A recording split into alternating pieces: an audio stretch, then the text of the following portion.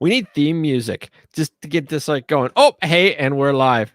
Hey, everybody, and welcome to the popular Maritime Unknown Paintball Podcast live. Yeah, there you go. You got it. You got it. So this, for those of you that are tuning in on one of my show channels, pages, whatever, welcome to the show. This is Bradley, and Bradley is the main man behind Maritime Paintball Podcast, which is a very long-running, very well-established, very well-respected. 6+ years. Yes. 6+ years. I don't know about respected, but definitely long-running. 6+ years. Yeah, it's nuts, man. It's ups and downs, lefts, rights, everything. It's been wild. Yeah, and so that's who this guy is, and he's a fellow Canadian. That's where the Maritime comes from. Is it New Brunswick or Nova Scotia? New Brunswick. Sweet. Well, yeah. I've actually been there. It's been a while, but I've been there. A whole lot of nothing, and then there's a city, and then a whole lot of nothing, and then another city. Like it's.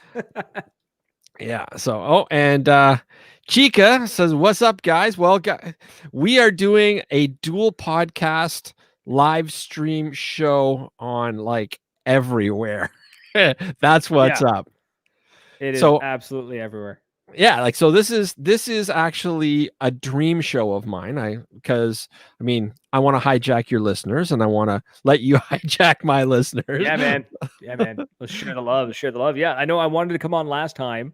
And I remember I was like, I'm available. And you're like, okay, awesome. And then I passed out on the couch. I don't know. Like you tend to do a lot of monologue shows and shows where you just talk and let your viewer. Yeah, I have the gift of gab. I can ramble and I can do the Abe Simpson thing. Yeah, I can just talk. See, nobody wants to hear my opinion. I can do that. Nobody just wants to hear what I have to say. So I try to have guests on that have something to say and learn new stories as we go. That's sort of where our paths. Go ahead. The trick is to have an opinion that you know that they're not 100% going to agree with. That's how you got to be able to know how to poke them the right way, and then they get all fired up and they'll throw comments at you. They'll stay engaged because they're just like, I'm going to watch this guy and I'm going to prove him wrong. And I'm like, yeah, buddy, try it. And Robert says, hello. I played with Robert on Destiny Midwest in Chicago last year.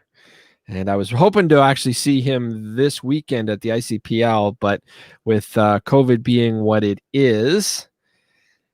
Right. So, yeah. We got Devon Schwartz from Paintball Media Magazine. Hey, buddy. Or at least that's where he's chiming in from. So, but yeah. So I've been wanting to do this for a while because I just think it'd be kind of cool to have two podcasts happening at the same time simultaneously. Right. It's awesome. It's the colliding of two worlds. Yeah. So for those of you that don't know, we are broadcasting live on my group page, and we are broadcasting live on Maritime Paintball Podcast group page. And this show will also be sent out on audio for both my show, and I got to catch up. I'm a few episodes behind. My fans will kill me, but it's going to go live. It's going to be put up on my show, and it's going to be put up on your show. And we're also live on Paintball Media Magazine's page. Woo, so we're Media. Just everywhere. Yeah. I am so glad that magazine still exists. Yeah, when it comes through and it's just like you get the live version, I sit down, I got a beer, I got the computer in front of me, and I'm flipping through the pages and thinking one of these days I'll be in there. There'll be a shot of me doing something stupid, or fantastic or amazing, one of the two. Well, I can put you in there, right? Well, it's a matter of like, if I can ever get away from New Brunswick and make it to a big game again, then I'll be able to, potentially make it in there. Yeah, but I can write a story about you. That's like a paragraph. Like I don't know, it could be, I don't know how much of a story you could write. Well, you know what?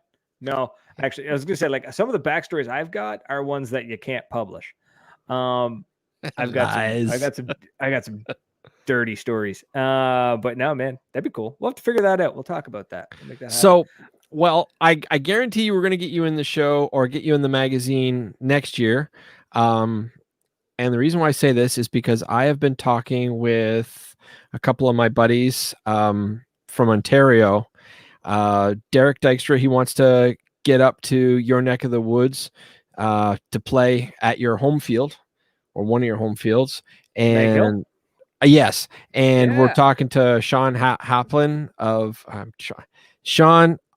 Please chime in. I forget the name of your company. I just know you're an awesome paintball tech, but he's starting a new paintball tech company. And so the three of us have been talking about hopping on in a van together, road tripping up, and just all of us having one giant hootenanny with you and your friends and just like, right? How awesome does that sound?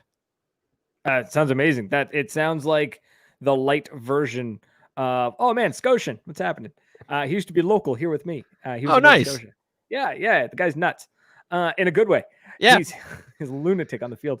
Your road trip idea. So I've got this the paintball wet dream of doing a cross Canada road trip, basically King of the Road style. If anyone who ever read the old Thrasher magazines, I mean Thrasher's still around, but like they used to have DVDs and VHS back in the day, the VHS of the King of the Road, where they road tripped across the United States or sometimes they go from like just across the eastern seaboard to the western, and they went to all these spots. And I was like, man, I want to do that for paintball, right? I want to go from like St. John's, Newfoundland, and drive like clean across to like Victoria, BC, and stop at all the killer fields along the way. I checked it out. It would take me about 2.5 weeks. See, I love the idea. I really love the idea, and I'm down.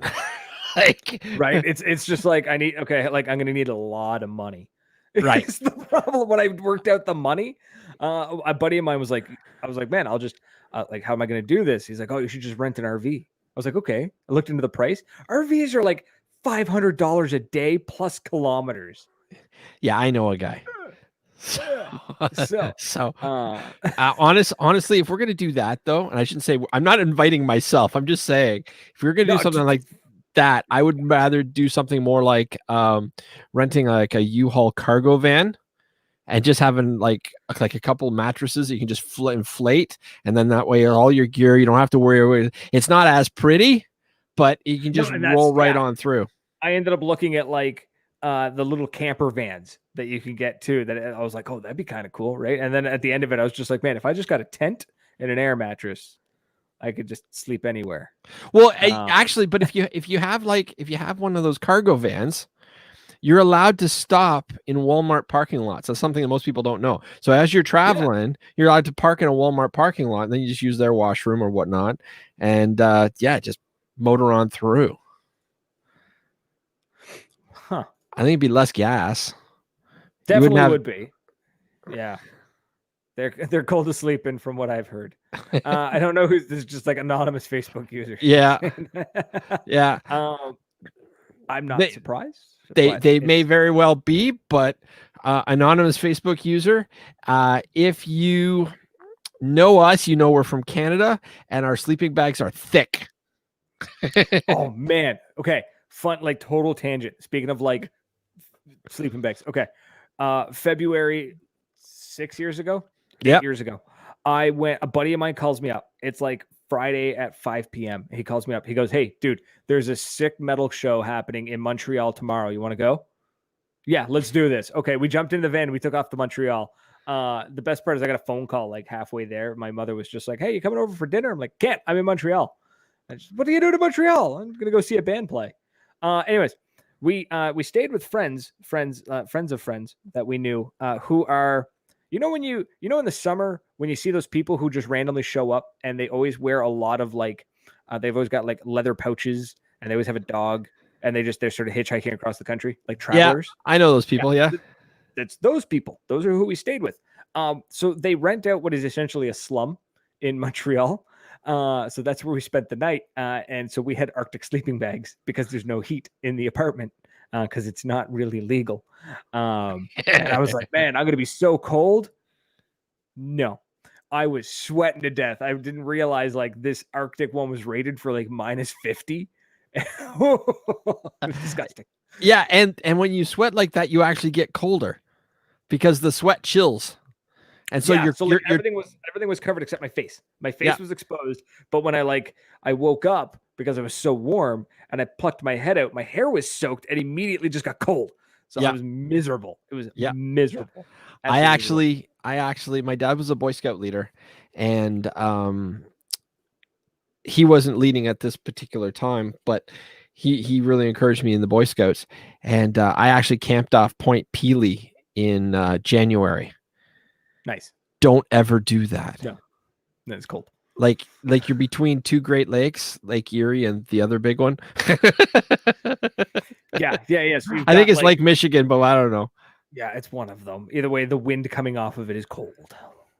So that's nuts, man. No, I wouldn't do that. But yeah, I want to do across Canada.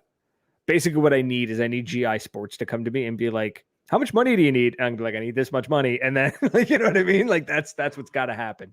Well, unfortunately, if you and I do this together, and that's a big if, next summer I may have an in. There's big things happening in Ontario. So cheers to me, but I can't tell anybody anything yet. And it sucks that I can't talk about it. I have secrets too. I bet you do. I really don't. I don't anymore. Oh, hey, somebody just popped in. Jay. How you doing, Jay? Steve. There we go. And we've got Bradley here too. What's happening, man? Right on. Hey, man. Now, for those of you who don't know who Jay is, this is Jay Muncaster. I hope I pronounced his last name correctly. And Jay used to run a paintball clothing line called Focus.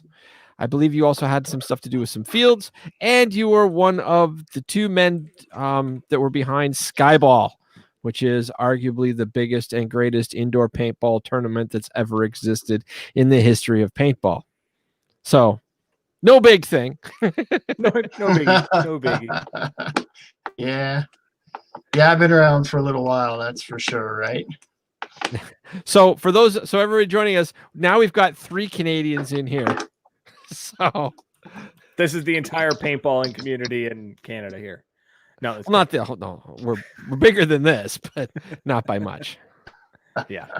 Oh, we got a private chat. So there we go. What? It's all good. So if I'm breaking up, you're a little choppy, but you're okay. Yeah, your audio is coming in clear, but your video's a little bit. So you're good. We'll roll with it. Okay. And for my fans, this is sort of started as a fake it till you make it. So we have no clear path. We're just gonna squirrel our way through the whole thing. So Jay, we were talking about invading New Brunswick next summer and going up and playing paintball with Bradley. Come and hang out with us. Then possibly doing a road trip. Tell me what's happening road trip across Canada. What's not happening in New Brunswick? We're just gonna make something happen. Oh, yeah? For one, we're currently, the joke now is that New Brunswick's the safest place to be in the world for COVID. Antarctica. That's true. Antarctica is even safer.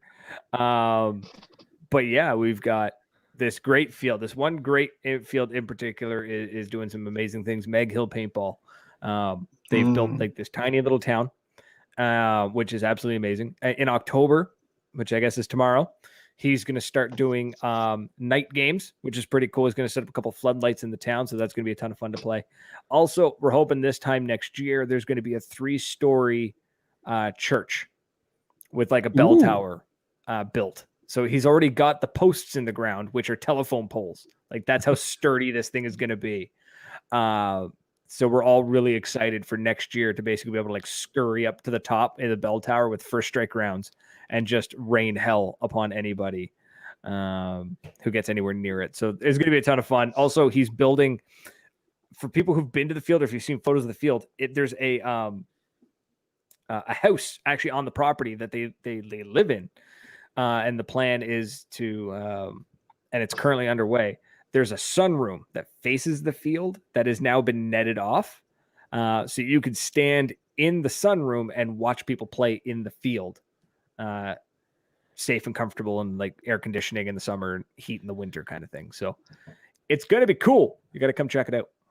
I totally want to check this place out. Like I really do. And we've been talking with Derek Deister, and I believe Derek is, and Derek, you can lynch me later, but I'm pretty sure he is the free flow rep of the area. Now, I don't know if he's an ambassador or a rep. Apparently there's a difference in paintball between ambassadors and reps. I feel like ambassadors aren't paid. Well, yeah, but you see, it's my understanding that they are paid, but in a different way. A rep is an actual employee. An ambassador is just sort of like a freelance gunslinger, I guess. I don't know how to describe it. I was talking to my friend Z Rainey, and he is a ambassador for MacDev in the Denver area. That's cool. And he corrected me because I kept calling him a rep. He's like, I'm not a rep, I'm an ambassador. And I'm like, and the difference is, like, for those of us, what's the difference? Yeah. No, I think it's, I don't know. I think ambassador is just a really great way of basically saying you're sponsored without having to play constantly. You know what I mean? I think you're like an unpaid customer service. That's what you are. Or you're paid in goods. By the way, hey, Eli. Oh, Eli's, what's happening, man? And Eli, don't forget Jay. Jay's important. He may be down below. I'm not a host, though. Yeah, so this is a fake it till you make it. Bradley said, Steve, what do you want to talk about? And I'm like, yeah, we're going to talk about paintball. Right? We're going to ramble. We're going to ramble until something comes out of it. Which, if anyone who's seen my show, that's like 60% of the episodes. Because damn, it's hard to get some guests online.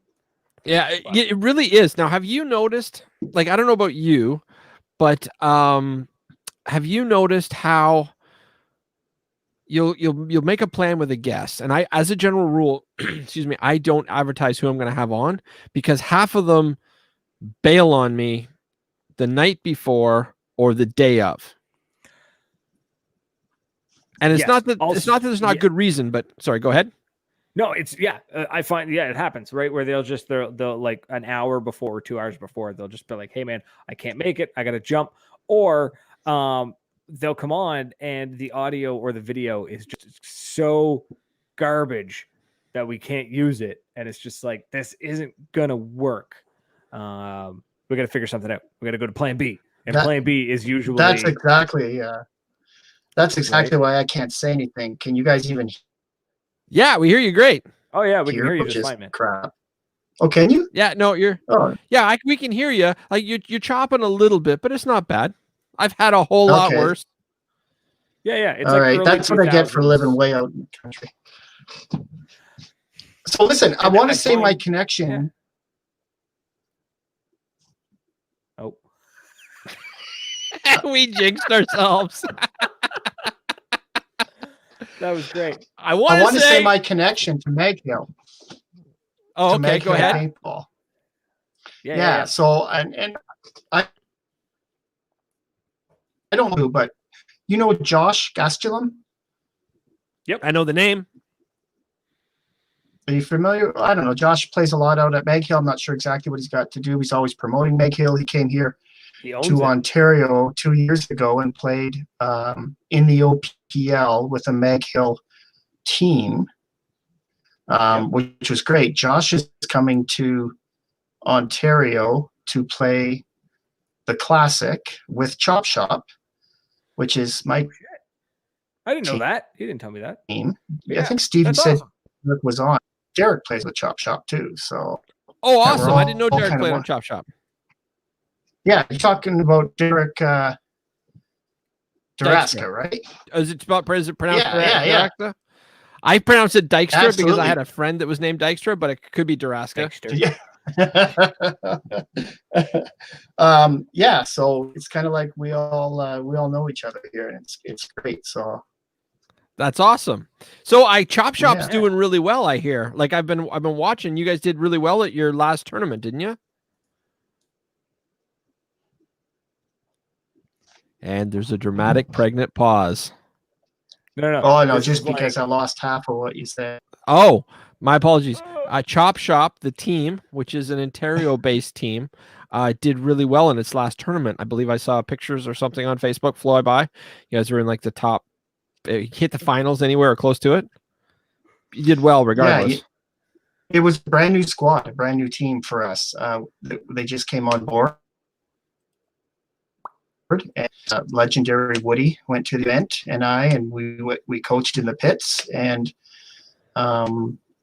they did well. The first game they were 4-0. The second game they went 5-1, and then we lost the third game to Big Island. But yeah, excited about that. So now we have our speedball team playing OPL. We have our mech team. We have a 10-man mech team. We actually have 2 10-man mech teams going into the Classic.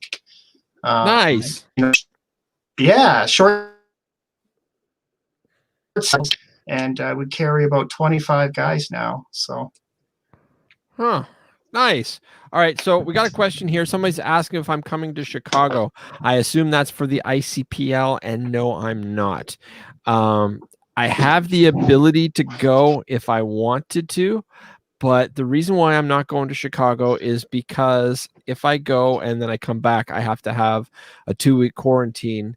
And then as soon as I get out of the quarantine, I'll be going to World Cup because my tickets are paid for. So I am flying to Florida, and I have to be at World Cup for various things with regards to the Ali Remembered Foundation and some other things I have going on. And so that would mean I'd be in quarantine and unavailable for almost 2 months straight, and I can't do that. Yeah, that's tough, man. That's so I will have to. I'm gonna unfortunately miss Chicago, but my God, did I want to go? I believe it's Aftershocks 30th anniversary. They're having a massive pig roast, the whole bit. It's not just the ICPL and the mechanical tournament. Like, it's not just that. It's also Aftershock and Badlands and Rennick Miller and everybody that's anybody is going to that party. And I wish I could go, but I had to make World Cup the priority. Where would I choose to go? ICPL. Where do I need to go? World Cup. Yeah. I'd make the same decision. Yeah. Like that's but I love Chicago. Have you guys ever played in Chicago? Well, Jay, I'm sure you've played in Chicago, but have you guys ever played in Chicago? Like, have you ever played in Chicago, Brad? Nah, never had the chance to go. Okay. So next year, if we can figure something out, we'll see if we can get you on a plane, and we'll crash with my friends out there because I've got Destiny Midwest, which I'm a part team of, and there's a bunch of other people that I do stuff in Chicago with. So let's start traveling a little together, and let's. I mean, you've got your style, I've got my style, but I think we can make some pretty cool things happen. Yeah. It'd be like like every sitcom ever with the two. You know what I mean? There was something there, and it was like it sounded way better in my head, and it just dissolved as I tried to talk out loud. But we'll make something happen. We'll make something happen. I'll be Riggs, you be Murtaugh. Sure. Yes, actually, yeah. That sounds great. I gotta say though, I'm jealous of your beard. It's not hard. Just grow it. I stop shaving one day. See, I can't. The mic actually covers up most of it. Hold on. Yeah. See, I can't just not.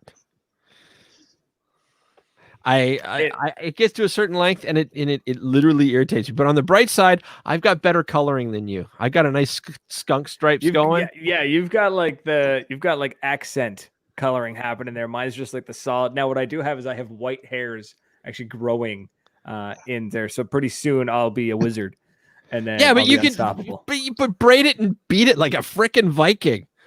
I do. I have do it more. I don't know where the beads are. I've lost the beads. I don't know where the hell they went. I got it as a Secret Santa gift. Somebody gave me a bunch of Viking runes, and I mean, they meant well. They really did, and I was like, "This is really cool." But if you actually look at the runes, there's a couple that are like the rune for good luck and the rune for like victory in battle, and then there's one that's just like it's just like the letter A. Like it's just like in their alphabet. It's not an actual rune. It's just like one of their the written language, and it's obviously like a Chinese knockoff. But I mean, it won me third place in a beard competition. So there you go. Yeah. Hey. Right? Yeah. Oh, maybe they were trying to be Viking Canadian, eh? No, it was good. The beads are good. I need bigger ones though. I need bigger beads is the problem. These are okay. No. Because then I gotta wear it to paintball. And then you what? Because then I can braid my beard and wear it to paintball. Because the beard actually causes my eye floors almost seal themselves around like with the beard, so there's no airflow actually down my mask. So you got to get push. I'm looking at the only problem is where's my mask? Is the Popular Unknown Paintball Podcast. This orange. Not brought to you by Dollar Shave. Yeah, exactly. Yeah. It's this orange color that I can't give up the orange because it matches the mini. Oh, so, yeah. I can't, right? That's nice. So, yeah. So if Push would make an orange mask, I'd switch. Or if anyone knows how to change a mask to orange. You can paint them. I just find the paints always look like they crack. I don't want my mask to look like crap. Nope. Did you I was up at Wasaga Beach paintball a couple months back, and a guy actually had painted a red skull on his Push mask. Does it I guess I shouldn't hold my hand in front of my face when I'm talking into a mic. I'm a professional. But yeah, he had painted it, and it was over a year old, and it looked absolutely wicked. So and he also makes special custom mounts for GoPros that mount specifically to Push goggles. Like it's got a special design so that it fits proper, as opposed to the generic ones or the universals. Okay. And I might have to go looking for that. Yeah, I'll send you a picture, and I can connect you with him too. Yeah. Fellow find out how Canadian. he painted it. Yeah, he also makes I'm not a MagFed player. I'm not pretending to be a MagFed player. Nothing against it, just not my thing. But he makes these well cover stickers, or so that you can engrave them. So it's like a metal that goes into the mag wells, and so that it's all engraved. Zach Machine. Yeah, I know Zach. Okay, well, he makes Zach. Be like, I'm going to ask him how the hell he painted his mask. Yeah. I'll think about it. Small world. It's true, though. It really is. Everybody in paintball knows somebody who knows somebody. That's just how it goes. Absolutely. Who's there? Oh, never mind. Somebody said Bunker King masks. Not sure what that is, but those are pretty cool. The command. I like the command. I think I like the Push more from the looks of it. Yeah. Oh, and Kathy Alvarez says, hi, guys. Hey, Kathy. Good talking to you. Do you know who Kathy is, Brad? See, I'm terrible with names. Okay. So Kathy is paintball royalty, believe it or not. Her brother played on the Master Blasters back in the 80s, late 80s, and he kicked a lot of tail because it's the Master Blasters, out of New York. And then she moved to California, and now she actually hangs out with like Glenn Palmer, Fred Schultz, all the Iron Men, and like she's all involved in the California scene, but her heart is still in New York. And they're very excited to play the East-West game, and so she wants to play in the East, even though she hangs out in the West. So she hangs out in the West, but her heart's in the East. Yes. Nice. But yeah, she is paintball royalty. You say anything bad about her, and you'll have 90% of the paintball community. Well, 90% of the paintball community will bonus ball you out to. And so she refs all the time. Nice. That's awesome. All right, and yeah, that's Andy. He might be joining us a bit later. I'm not sure, but I think so. I sent him an invite. Excellent. Andy is the man behind the Ali Remembered Foundation. and that is paintball's first nonprofit organization, legal, by the way, completely registered, dedicated to the prevention of domestic violence. Because it's called Allie Remembered because Andy's daughter was a victim, and we call survivors. We call there's domestic violence survivors. There are people that get through it, and victims are the ones that don't. So that's why it's remembered and not with us. So he's a really cool dude. When I've been doing a lot of the traveling over the last few months, it's been with him and with the Allie Remembered Foundation, and there's just a great group of people. So he may join us in a bit too.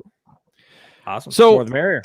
Jay, where are you looking forward to? So you're going to be playing at the Ontario Classic, right? And that's in London. Are you going to be playing, or are you just going to be reffing? Neither. So just not reffing, coaching. I meant, sorry. Coach. Yeah, I'm going to bring both teams and make sure that they have what they need and keep them running. Normally, I would play a coaching role. I'm not. I'm on a little bit of a long road recovery from something, right? But my heart is in this thing, and it's definitely in this team. This whole resurgence of paintball, and thank God for mech, right? It kind of fit perfectly between space gun, speedball, and rec ball, and it brought a lot of guys back. I don't talk about that resurgence or anything like that, but man, it's so exciting right now. And listen, I'm sorry, my friend, you're breaking up a bit there. Yeah, when I joined the group here, I heard you talking about a secret. Yes. And did you involve anything or nope, not telling anybody. Damn thing. He won't tell us anything. Oh, I haven't said squat. Sitting on the edge of my seat, and I'm not going to say anything for about 2-3 more weeks. I got a secret. That's what he's saying, right? That's exactly what I'm saying. Totally. So, and listen, we have, and I wonder if we have the same secret, which is going to be really interesting. Completely different secret. Are you sure? I'm 100% positive. Okay. There's only 2 people. Well, there's only 4 people that actually knows what's going on right now. So only 4. All right. Even Andy doesn't know. Mine has to do with Ontario paintball, so we'll see what happens. Mine has to do with worldwide paintball. Nice, beautiful. By the way, hi back to Jen Muncaster. That is Tim Muncaster's mom. So it's really nice to see you joining in with Mrs. Muncaster. She's probably going to slap me, call me Jen, but I don't actually know her that well. I was talking with her son a few days before because he was supposed to be doing more stuff with the podcast, and I was supposed to be going to the ICC and whatnot. And obviously, well, we won't get into that specific paintball tragedy, but yeah. Oh, and Sean, we were talking about you earlier. Sean, let us know what your tech, your paintball tech company is called, because I completely forget. Sinister, that's it. I knew it was. I just know Sean's awesome and a great tech. But I forgot what his company was called. Have you found that, by the way, Brad, that we're at this point where we're talking to so many different people, you get brain freeze because it's just sort of like it's not on Facebook. I'm not seeing the names. I can't put everything together. It's brutal. Anytime I've traveled, I've gone places and people have come up to me and they're talking like it's not even like a hi, this is my name, and they're introducing. They're talking to me like the conversation started a week ago and they're finishing it. I'm just like I have no idea who you are.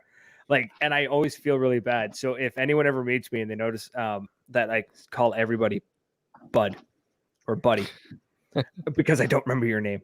And I'm hoping to God at some point in the conversation, you'll explain how I know you and then everything will be fine. Where occasionally I have actually had to like stop somebody and be like, hold up.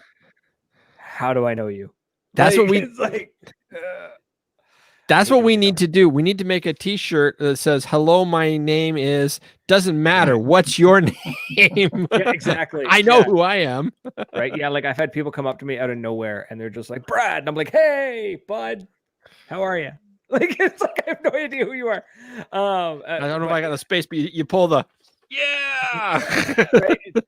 And the worst part is like the conversation usually starts online and then it finishes at the field and you're chatting with them and chatting with them. I've stopped and chatted with people on the street and they're talking and then we walk past them and the wife's like, "Who's that?" And I'm like, "I have no idea." And she's like, "But you were talking like you knew him." I'm like, he knew me. So I assumed I know him. I don't know how. But I used to have that problem back in the 90s because I reffed a lot. I reffed at numerous fields in the area. And so when I wasn't playing, I was reffing. And I was always that ref that did the safety safety briefs that stood up on the table and basically, do not bend, fold, spindle, or otherwise mutilate any other player. Just, just be good. And I would jump up on the table and be fairly dramatic. And so I would wear this paintball. I had a Diablo paintball jersey. Remember I don't know if you remember the ones that had the red leather sleeves and there was black felt in the middle. But because it said paintball across the back of my jacket, everybody would see it and say, "Oh, I know that guy." And they'd say, and I'd be like, "Yeah, I reffed you 8 months ago and there was 50 of you. I don't know who you are." I couldn't walk from one end of the mall with the other without talking to at least 10 people. And I loved it. But like the girls I was dating at the time were like, "Do you know that person?" Nope. Nope. No, and the worst part is everybody, and even like if what? Sorry. Go ahead, Jay. No, I just thought you said the girls you were dating at the time, like plural. I heard it. Yeah, plural. On the end of that. Yeah, plural. Oh, okay. All right. It takes a special kind of crazy to date me for any length of time. There's a reason why I'm usually single, and my marriage didn't last. Flat out. And I want to say this one was nuts or that one was crazy or this one did something nasty. But at the end of the day, the common denominator is so I have to own the fact that I'm a little and that's man. I'm just going to take a special kind of crazy to match my crazy. And I've kind of given up at this point, to be totally honest with you. Aw. Yeah. I have the best kind of crazy. Like she's like 2 rooms over. It's fantastic. But yeah, no, I was gonna say that when people come up and they're like, "Hey, do you remember me?" I'm like, "No, you were wearing a paintball mask the entire time I met you. Like, I don't know what you look like." Like it's and even when you took the mask off, it was your first day playing and you painted your face green, which nobody can see under the mask.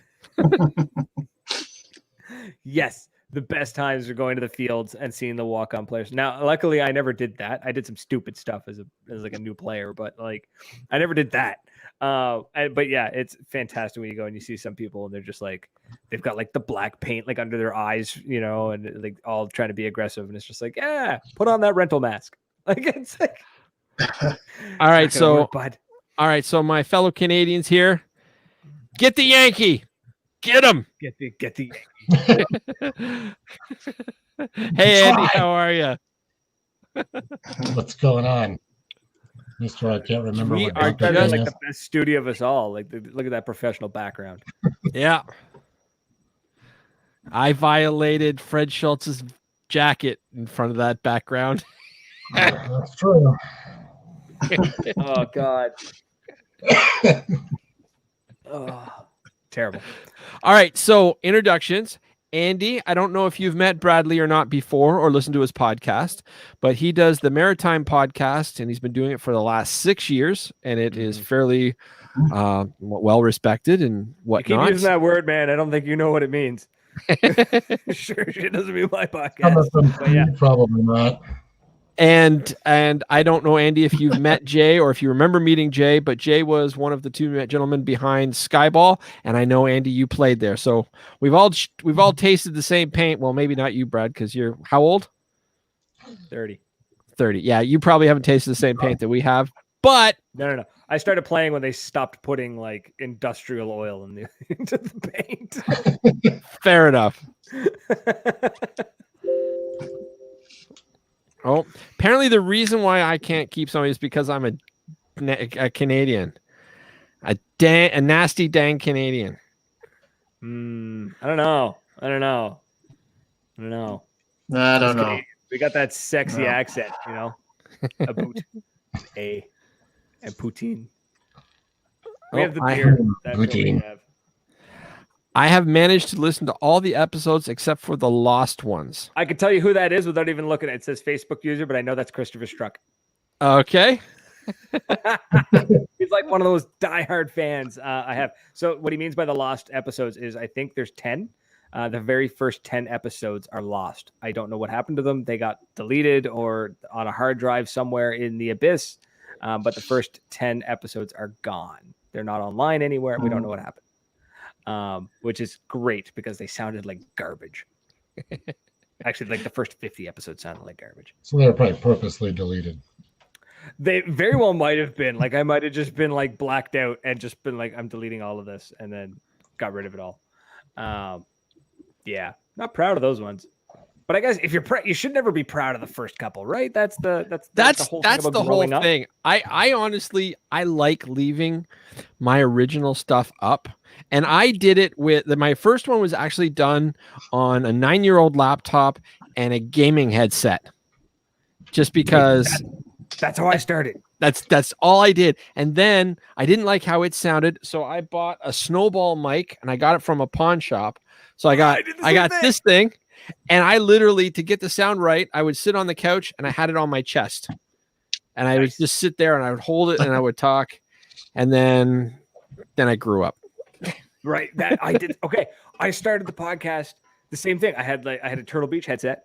And we used Skype because this stuff didn't exist 6 years ago. That's what I did too. Skype. And I used a really sketchy software that recorded the Skype calls. Still have it. Right. And then I was like, oh, well, I need a better mic. So I got the snowball mic. And then that's when I very quickly learned acoustics. And I realized the room I was in was absolutely garbage to use the snowball mic. And now I have 6 years later, I have an actual like room in my house, which is my studio. And I have, I don't know, $1,000 worth of audio equipment. Yeah, I don't have nearly that amount of money invested. This is another pawn shop mic and a pawn shop adjuster. We don't have good pawn shops in the Maritimes. Like if you go to a pawn shop in Fredericton, you're gonna find like 1970s speakers, which actually sound really great on my vinyl player. But like it's nothing good. You won't find anything good. It's just not good. Go to hawkshop.ca, which is a Canadian buy and sell store, not technically a pawn shop, but you know. But they put all their high-end stuff online, so you can actually shop online. So if you're looking for something specific, it says their website is under construction. What? Yeah. All right. Well, I know the owners. Let me know what you're looking for. I'll get you a direct link to the guys. And there's a reason why I have all this stuff. So how are you doing, Andy? Tired. It's been a hell of a day at work. Oh, yeah? And then it just never stops because then you got to, pick up and start doing other stuff after you get done with your regular day job. So, yeah. Right? Yeah. No rest for the wicked. So you guys have been having a lot of fun in Denver. Yep. At Dynamic. I have to say, and I know I gave it to you, but I really got to say those purple foam covers on the microphones look fantastic. Yes, they just do. But I did notice from the last show that you did when you were talking, your wedding ring was banging on the mic and it was going clunk, clunk, clunk. So you're trying to hold a mic and a marker at the same time while you're standing on the field, come on. The man's slack. Guy. I'm not cutting them any slack. He's got Taco there. Taco can hold a boom. Right? I should just get some lapel mics, for doing that stuff instead. Yeah. It was just a quick jump out there. Let's do this type of thing. Lapel mics are a lifesaver. Lavalier mics? Yeah. Yeah. So what have you got coming up in Denver? So we've got which you're not going to be here for this time because we'll be down in the World Cup. COVID, yeah. Yeah, Mike out of Dynamics doing his 16th annual autism game. So we got everybody from paintballers for the puzzle and everybody else coming on board. Oh, nice. Getting awesome. ready. Empirical, which I don't know if they sent it or Robert called over and said send. I just got a box of paintball for the puzzle headbands and stuff for that game. Virtue sending stuff, sort of like our charity game we did, but specifically for autism. So it's going to be fun. We've got without having to explain the whole field layout, but because Steve's been there, he knows. But in between the speedball fields and the big field, we're going to set up a mega arena that Dave's bringing up from Covert Ops down in the Springs, and run some 50 cal and jelly ball and stuff in there for the kids. Oh, nice. Mike's like, yeah, he's bringing the mega arena. I'm like, Mike, do you know how big a mega arena is? Generally, you can fit 5 by 5. There's only so many feet between those two poles and the netting. You better measure that and tell them to bring the mini arena. A big one, we're going to have it out in the parking lot. There's going to be no more room. So he was like, oh, I better check that. So we'll set that up, and we'll have the Lights Out Challenge that TransLabs is sponsoring again, and be doing a 3-man tournament, sort of like we did for our event, because everybody wanted to go out and play 3-man, so we threw that little quick. I think we had 4 teams or something out there playing. We've got 7 or 8 registered novice right Nice. now. Newer D5. I've got 2 open class, because I was starting to get some pressure on that. So he's like, okay, we'll throw in an open class.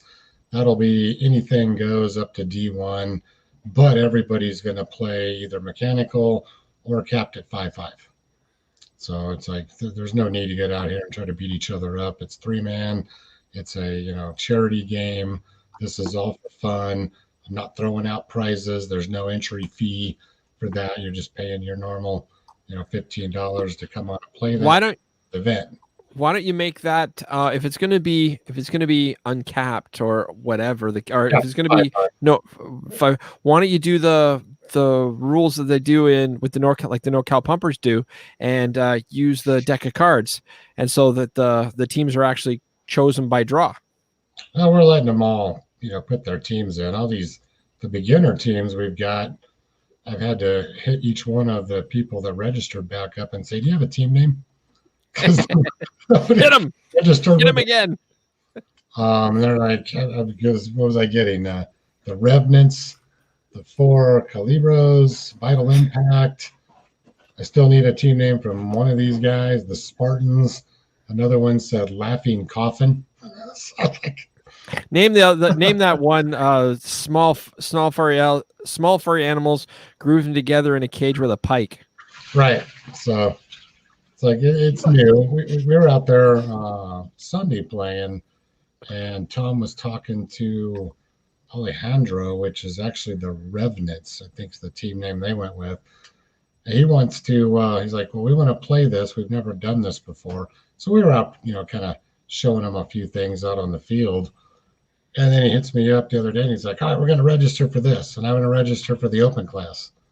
I'm like, you've never played an event before. And he's like, we want to do both. I'm like, okay. But Lord hates a coward. Players from Chaos, Inspire, Denver Altitude. I mean, we've got NXL teams here that play everything from D5, D4 up to D1. I'm like, so I'm guessing most of them are going to jump in and start playing on some teams. I'm like, you guys want to do it? I'll be reffing, but I can't save your butts, every single game. So, take your lumps. And they're like, yeah, we're going to do it. So I'm like, hey, whatever. Throw your name in there and jump in and let's go for it. But, yeah, it's going to be a good time. Virtue's sending out stuff to raffle. And, of course, as Steve already knows, we are a MacDev sponsored organization now. So we're going to be putting up a Clone 5 Infinity, not actually the Ally Remembered one, because this one's mine. But there will be one of these going up on the raffle from MacDev and the Ally Remembered Foundation with this, so you guys can come out and try to win that. There might be another one coming too. I'm not quite sure. Wow. But there's definitely. I still need one. Yeah, you still need one too. Working on getting all that, but You hijacked the black and gold one that I wanted. Do you have that handy, or is that stuffed in your drawer off to your right? That's in my gear bag right over here. Oh, you want to see it? Well, I think these guys should see it because that thing's just vicious. Well, so there was a mix-up, just so you guys know what's going on. There was a mix-up. The team were ordering a bunch of guns, and one of the guys wanted one color, and so the inscriptions got mixed up because of long story. So there's a black and gold with Allie Remembered, and Allie Remembered is more a purple color, but black and gold is obviously my color because and so there's a black and gold engraved with Allie Remembered, and I was just like, I want it, and Andy's like, mine. So I got nothing. Yeah, just yoinked it. You know about this one? Yeah. See, doesn't that just scream me? You know, I don't have black and gold. It matches the. That's nice. Right? That is a beauty of a marker. Yeah. You know, and that picture doesn't do it justice. No. I'm sure, like out in the sunlight, that thing just glints. Oh yeah. Right. Like your orange mini. It just looks aggressive. Like, you know what I mean? Like, that's the kind of marker, like you walk onto the field and you're like, I feel like a badass because I'm currently holding this thing. And I'll tell you what, I've got a Lux X that's all purple. I've got a Virtue. Yeah, Andy, we don't need. Like I can't my mic can only handle so much drool, and I'm sure Bradley will agree with me.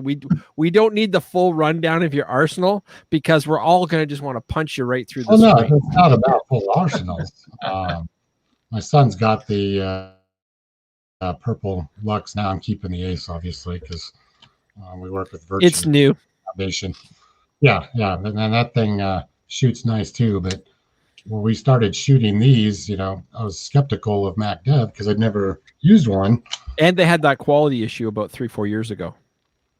Exactly. But I got to tell you, these two markers, both the Clone 5 Infinity and that Prime XTS, are very impressive shooting markers. And now that we've been using them and I played that one tournament with the XTS and everything, I haven't actually pulled my Ace out and shot it in well over a month now. Well, I know that when I was holding it, I really liked how it had an old school 45, a thin 45 feel to it. Oh yeah. Like but it actually has like a 45 angle. Like, yeah. I love your orange mini Brad. I think that thing is just awesome. I've got a green one for my son, but that's just wicked. But it's hard to find. Like, sometimes I feel it's like a little too close for me. Nah, see, I got tiny arms, right? So it works perfectly for me. But it's just really close. I like mine stretched out just a little bit, but I love that 45 feel. And most new guns don't have that 45 grip. You know, like I've got a green one that I got my son. Well, I shouldn't say I have it; it's his, but I can use it whenever. Yeah. Ooh.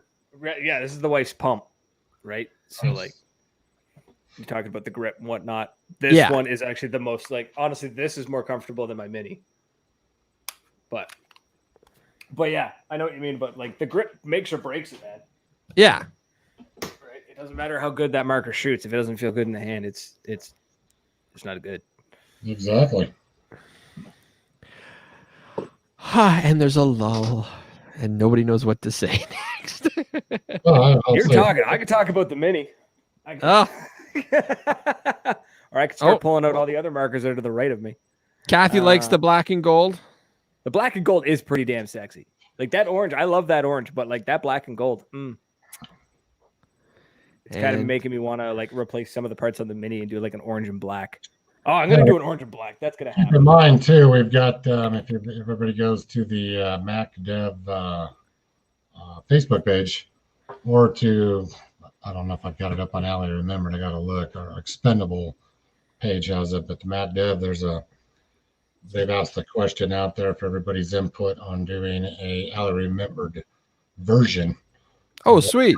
People would want to see with ANO and all that stuff. So if you guys want to go vote on something like that for an official Alley Remembered version marker, go ahead and jump on the MacDev Facebook page and put your vote in there, and we'll see what we get. I'm kind of excited because obviously purple's our color for everything, but I'm kind of liking that popular unknown color. And no, Steve, you're not going to be able to play with it at the World Cup because it'll be in my hands.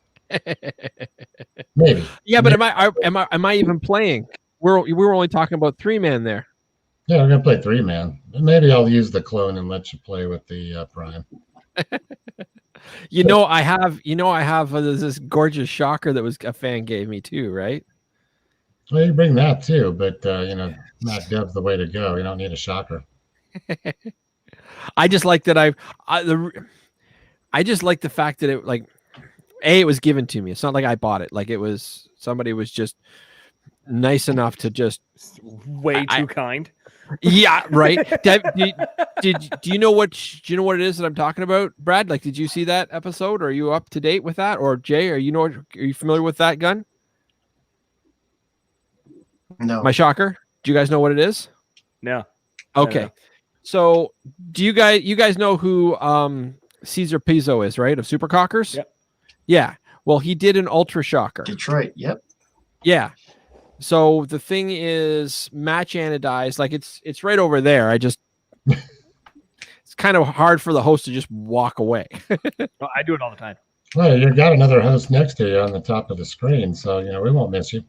Yeah, fair I enough. Hijack the show for a solid like 30 seconds if you want. All right. Well, you take the helm, and Sean is asking what Jay's currently shooting, and so I'll go get the Ultra Shocker, and I'll be right back.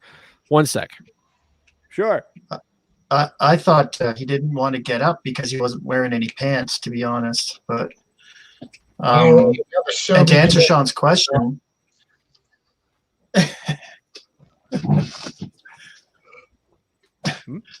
Sean asked, what would I shoot if I wasn't coaching? I got a brand new M170. Ooh. But I also have an old STO autococker that I keep in mint shape in the bag as well. So I don't know what I would shoot. Really depends on the field. If it's woods ball or hyper ball or mounds, just really depends. See, I'm a sucker for the autocockers. Like just. Are you? Yeah, it's terrible. I don't own one. I want one. But nobody on the East Coast is selling any because they get them and then they're just like, I'll cut you if you try to take this from me. They're very sought after here. They're very sought after on the East Coast. You can't get old old autocockers out there. Well, it's just like if I wanted to buy one from Ontario or whatever, I could. But I'm a very touchy-feely kind of guy. I want to be able to touch things before I buy them. And out east here, like people get them and then they never let them go, ever. Like they're mine. And even when they retire them and they're like, oh, I just bought the new, whatever. It ends up like on their wall, and they're like, no, I'm not selling it. It's I don't know why. I think it's because it rains a lot here, so people are like these things are like they don't want the electronic markers. But that's changing. It's starting to take over a little bit. But yeah. Well, listen, I tell you what, I have an old autococker in pieces, and it's one of the ones from the early 90s. And it's been polished down. We'll talk more later. And I've got a basket of spare parts. So I will donate that gun and the parts. No, I will donate that gun and to the parts if Sean of Sinister will be willing to put the parts together for you and get it rocking, and then I will donate that to you in a pay it forward kind of way. And so you will have a vintage classic autococker that's been slightly modified. It's a beast. It's going to take a lot of love, and you're going to have to make it your own, kind of like an old Harley Davidson. It's like an old classic car, man. You just gotta tweak it until you make it purr. And you gotta make it yours. But I will And then I'll have send to you fix out. up the proto that's sitting in my closet and give it away to somebody else. Sure. So this is what a fan gave me. Oh, look at that Anno. Look at that. Yeah, It's tasty. like this called it's called Fire Ice. And where did I just put it? Oh yeah, it comes with match anodized frame for mechanical, so it'll do electric or mechanical. It has all the stainless steel inserts, and this is the all-American tip, and it also has the new APX tip that's got the grooves in it, so it'll shoot clean. Everything's all match anodized. And then the whole thing was treated with boom juice, so the Ultra Silk. So everything inside has been treated so that it is smoother, slicker. And I got to tell you, having been around paintball guns for a very long time, you can feel the difference. It's wicked. It's just insane. But yeah, I wonder if I turn this other light on, if it'll look a little better. Be prepared. My thing's going to go a little bit bright here for a second, or not. Or no, never mind. Technical malfunction. But yeah, no, that looks no light bulb. Like that fire. Oh my god, that looks so good. Yeah. So it's an orange. It's a red and yellow, so it looks like a really angry orange, and then the stripes through it are like a silver. That's wicked, man. So awesome. So a fan gave me this because I was torn up when Tim Montresor passed. And so there was only 15 of these made, and there's only 5 in this color. Jesus. Yeah, so there was 5 of this color. There was 6, I believe, that was the black and ice. So it was like a black grace and silver. Excuse me.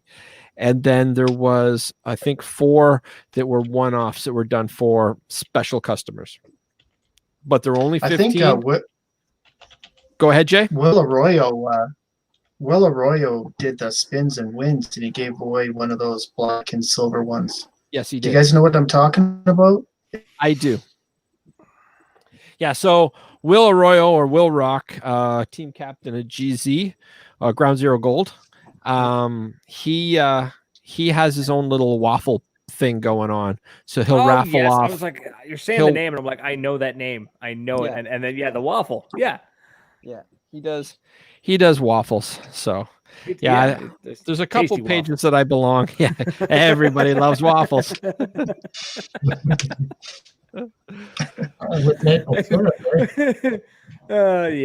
Yeah, I've been meaning to like put away a little bit of like change and jump in there and just try to score something, but gotta be honest with you, I tried to do that too, and I didn't win anything, and I just saw money going and going and going, and it's just like, you know what?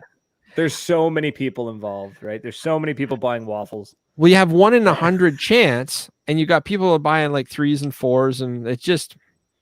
I seen one. I'm trying to remember what the item was. Shit. Anyways, I seen it and I was gonna jump in, and then I decided not to because I seen one dude. It was the 100 chances. One dude had bought 30. You know what I mean? Like it was just like, okay, well, I'm gonna keep my $10 and I'm gonna go like to McDonald's.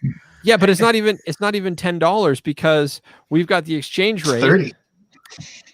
So $10 becomes $13, $14, and then PayPal takes its piece, and you're up to in the $20 range for a single ticket, and it's just sort of like, yeah. No, I'll stick to whatever markers I have. I guess I'm I don't desperate. If I get any more paintball gear, the wife might kill me. Except that autococker. Yes, that doesn't. I'll count. send you. I'll dig it out. I'll dig it out over the next few days. It's buried in the attic right now. Perfect. But aging. yes, it's exactly. Aging. It's like a fine wine. Well, I promised the gentleman that sent me the shocker that I would pay it forward. So if you're having an auto, like, because I mean this is a substantial gun, and I've got guns that are sitting in my like I've got 50 markers in various states of repair. So, yeah, I will happily donate to you that old autococker that just it's in pieces right now, but as long as Sean helping and his Sinister Tech will make it work, I'll donate the parts or most of the parts, and then it'll be up to you to make it your own from there. But we'll get her singing. We'll figure it out. Sean went quick, really, or Sean went quiet, I should say, really quickly, didn't he? Yeah, well, he said figures internet crashes. You also internet crashed Jay and his guns. So that's the way she goes. Hey, how many cockers do you want? I got an old race.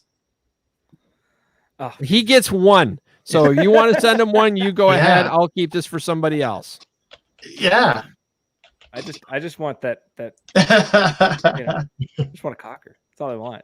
I just want to be able to take it to the field and then nothing else. Hopefully wreck some faces with it, or sit there and tech it all damn day. One of the two is gonna happen. The truth of the matter is you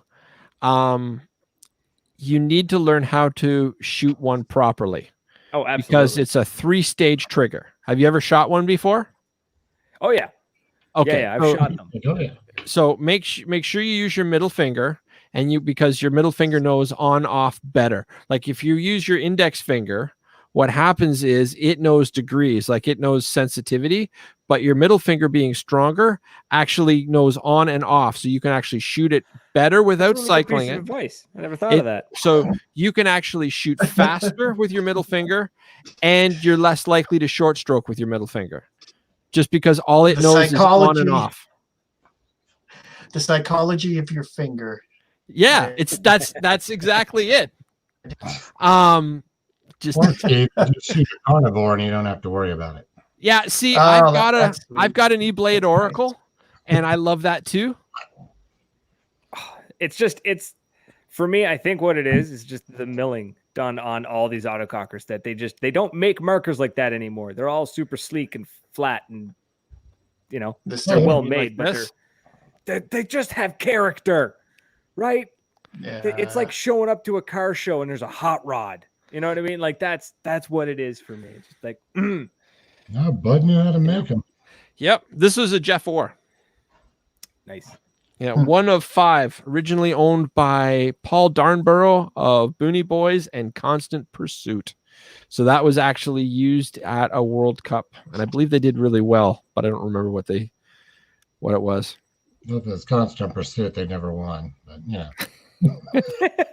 Easy there, killer. Wow. No, there's a lot of teams that have never won, but that doesn't mean they didn't do really well. So true. It's not about the winning. It's about how many beers you drank the night before. Yeah, that's why I wish I was at ICPL, because they actually stick tall boys in their pod pack. Oh, we paintball events in the He's from the East Coast, no doubt. Yeah, it's just an excuse for us to drink the night before. Like nobody's actually there for the paintball. Half the time you got to yell at them to get them to stop chatting and get them actually onto the field. So it's like we traveled from we went to Commando Paintball, now Commando Action Center, for their big D-Day event. We traveled from the East Coast. There was a convoy of us. It must have been like 30 of us. And we all got there, and it was just like the night before we all just got drunk. Like it was not a matter of like we need to be good and fit for the game tomorrow. It's like, no, we're gonna party. We came to Ontario, we're gonna party. So yeah, I don't think any teams from the East Coast will ever win anything because they're all hungover as hell the next morning. First of all, Sean said he'll get on it. So Brad, you now have an autococker. It's just going to take a little while, but we're going to build it. But it is vintage. Like good things come to those who wait. And I'll fix the proto thing that's in my closet to get that out. So actually, you know what? I think I know somebody who could use it now that I'm thinking about it. So yeah. We will get that singing. But there is nothing like the sound of an autococker on a paintball field. No, there isn't. It's just the most beautiful sound. Right? Yeah, everybody just pause a moment. Moment of silence to think. It's almost therapeutic, the sound of them. To me, anyways, like that. It really is. 6 sound is just very like, it's rhythmic. It's working too. Yeah, exactly.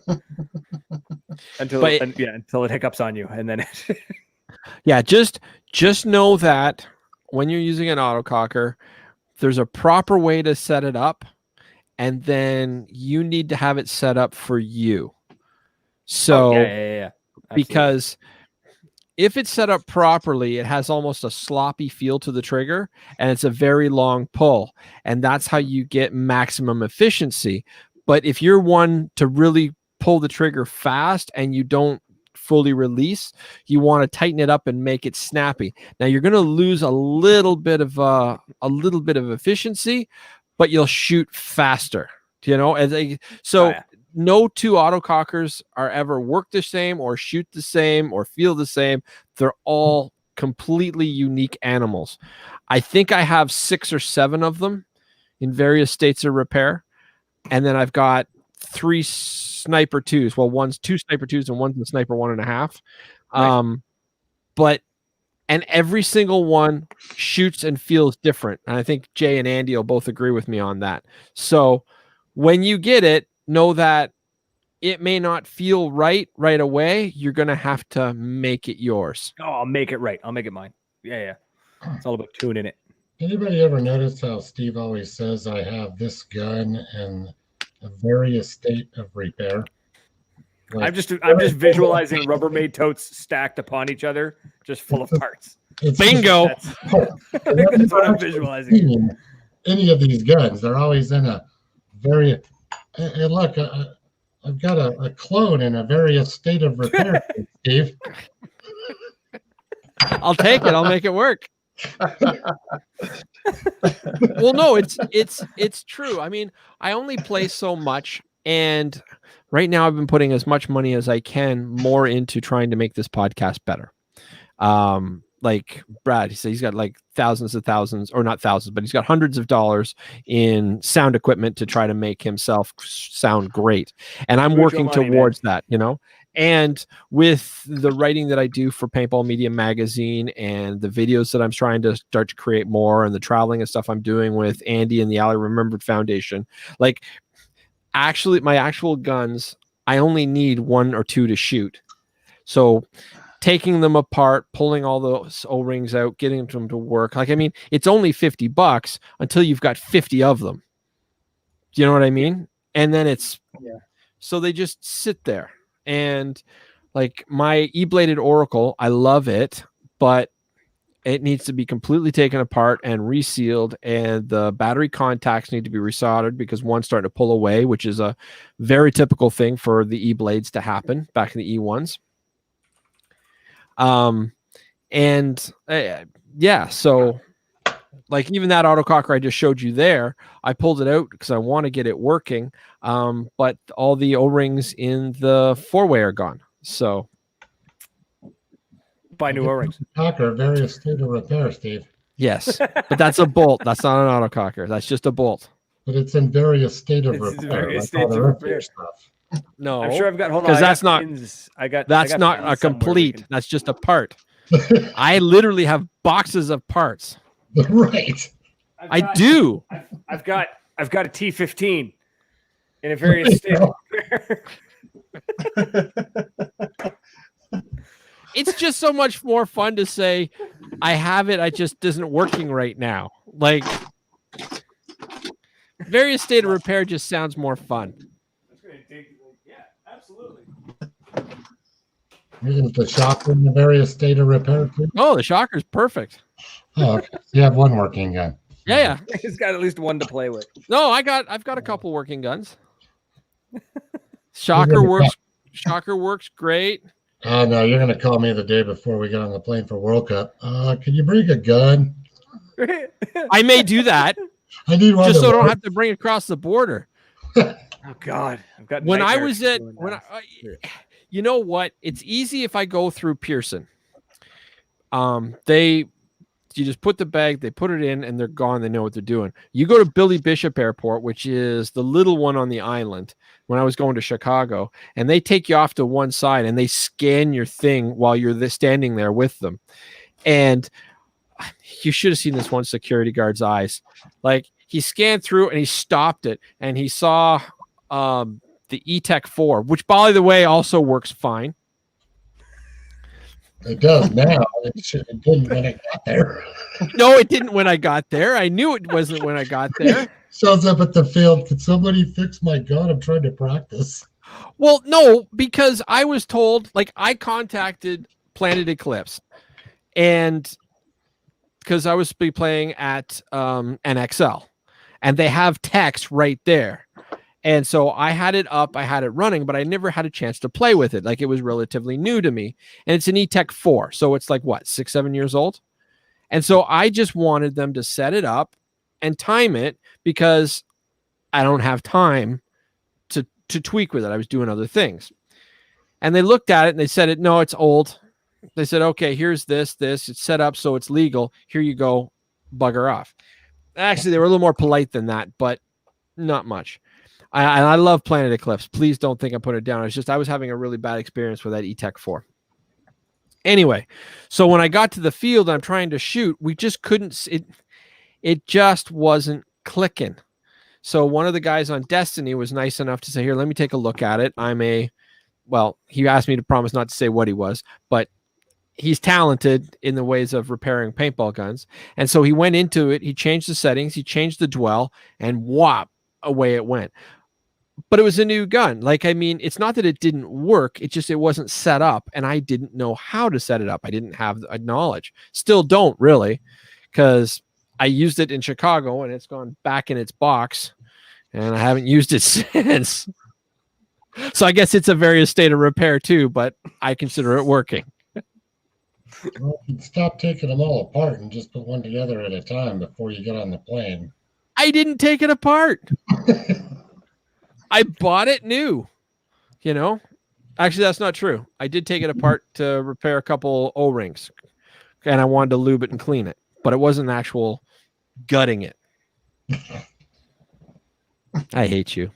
I know.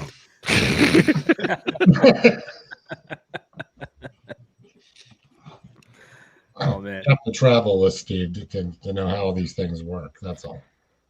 This is the guy that I'll be passed out because, I only spend 8-9 hours going from bus to train to plane to state to another plane to like just blah, blah, blah, blah, to get to these places. And I'm passing out on the couch because I'm freaking exhausted, because they've got the nice little 2-hour jumps. And then they drop the Immortal Air. As a matter of fact, that Immortal Air banner over me while I'm passed out, and take pictures and post it up all over the place. Yeah. Teams just. It could be a lot worse, man. We did way worse to the rugby team. Yeah. We were doing nice. Yeah. Yeah, he is a guest in a foreign country, so we have to be somewhat nice to him. Plus, I buy my ink by the barrel, so you really want to be nice to me. No, this time of World Cup, though, who knows what's going to happen? Yeah, I'm excited for it. I'm. You coming? Coming? No. Why not? Because I can't afford 2 weeks of quarantine. Fair enough. Yeah, we're actually getting into the down season of my industry right now, so I need to make as much money as I possibly can before we stop making money for a couple of months. No, I'm gonna watch it live as much as I can. Hopefully nothing craps out and all that, and hopefully Go Sports has it up. So, and hopefully we don't get a repeat of last year where I literally threw a can of beer across the room. So okay. Why did you throw beer? It was the final point with Dallas and or not Dallas, Jesus, Houston and the Russians, and that last when the Russian I forget, I'm terrible with names, but he bolted across the field, boom, slammed the point, and I was like, yeah! And then they were like, oh, he played on. no, and I just whipped the can of Right. beer because Right. being a Canadian, I was rooting for Edmonton the entire time. And then when Edmonton got knocked out, I was like, fuck it, I'm going to root for the Russians. Like,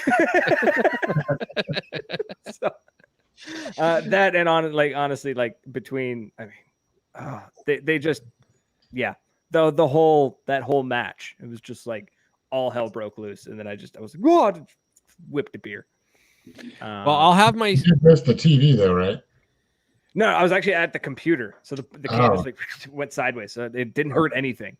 Nothing was damaged, nothing was hurt. The funny thing is, I've never reacted that with hockey.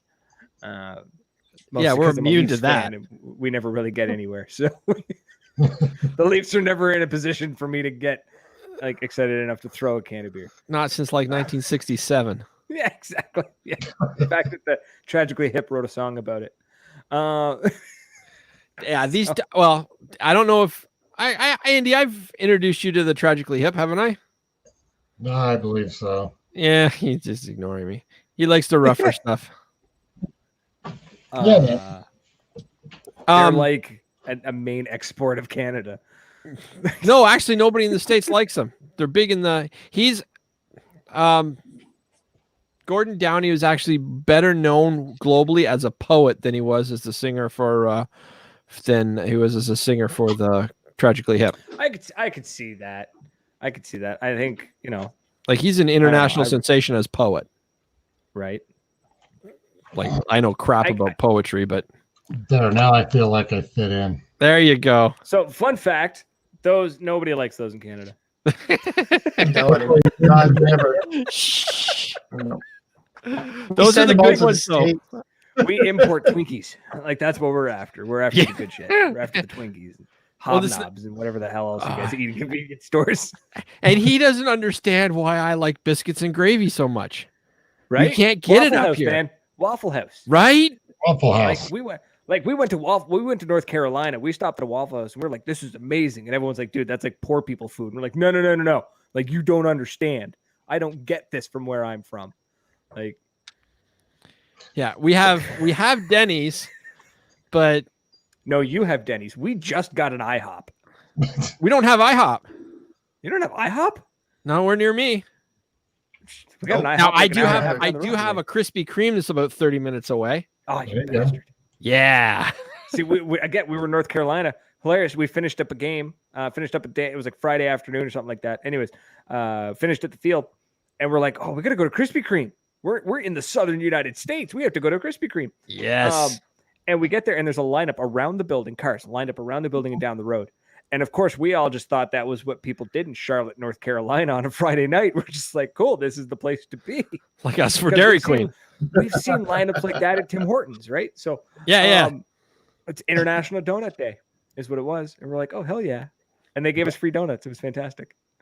That's the only problem when we bring Steve down is he, about 4:00 he starts whining that he either needs, some specific food, and it's like it's going to dictate what we're doing for dinner, because each day it's a different whine of I need, this for breakfast. I need my biscuits and gravy. Oh, now I need barbecue, and then I need That was exactly what we North Carolina. We went to Waffle House for like the biscuits, gravy kind of stuff. We went to Krispy Kreme. We went to a barbecue joint. We went to Popeyes because we don't have a Popeyes in East Coast Canada, and nearly choked on the goddamn biscuits. But yeah, that's for me. When I travel for paintball, it's like 60% paintball, 40% food. Like that's like I finish up at the game at the day of the paintball, and I was like, that was cool. Do you want to mingle? No, I want to go to like where I can get food that I can't get in Canada. So what I need to do is bring up with you guys, or we got to get Andy to somehow find a way to mail it up to us. Our Uncrustables. What the hell's an Uncrustable? Okay, so Uncrustables are this glorious invention, and they're made by Smuckers, and they are a frozen peanut butter and jelly sandwich. Yeah. It looks like it's like it's a circle. Yeah. And they freeze them, and you just pick them up and you eat it. Oh my God, they're good. And they wonder why the U.S. has a diabetes problem. But they've got like 3, 4, So these are Uncrustables. What is going on? So it's a Pop-Tart without filling or without stuff. No, not a part. It's a legit sandwich. It's actual Cool bread. off it. He's gonna sit down and eat this in front It's of him. cat, Steve. Yeah. Blah, All right. The crinkling in the the crinkling in the microphone hurts the ears. Don't do that. Yeah, tell him not to and watch him do it. there you go. So is it frozen? How do you eat it? Do you nuke it? It's frozen, and you take it out of the freezer first thing in the morning, and then when you want to eat it, it unfreezes. Like it's just like the kids' lunch or Why your don't you lunchbox. make Yeah. peanut butter and jam sandwich? That's. Oh, why these wouldn't are you just make good, a though. PB&J? these are so good. Okay. I can't describe to why it's better than say just making yourself a sandwich. You might now. Yeah. I if understand there's the anything I argument. want mailed up to me. If there's anything I want mailed up, is I want the weird Oreos. Like I want the weird Oreos that like Yeah. the Canadian Health Agency goes, no, those aren't allowed in Canada. Like that's the stuff I want. Like I want the weird energy drinks that we're legally not allowed to bring into Canada for some reason. That's what I'm after. Nice. Okay, so ownage PB. There's a reason why he has them on hand. They are the official food of the Denver Expendables, and there is a story that goes with it.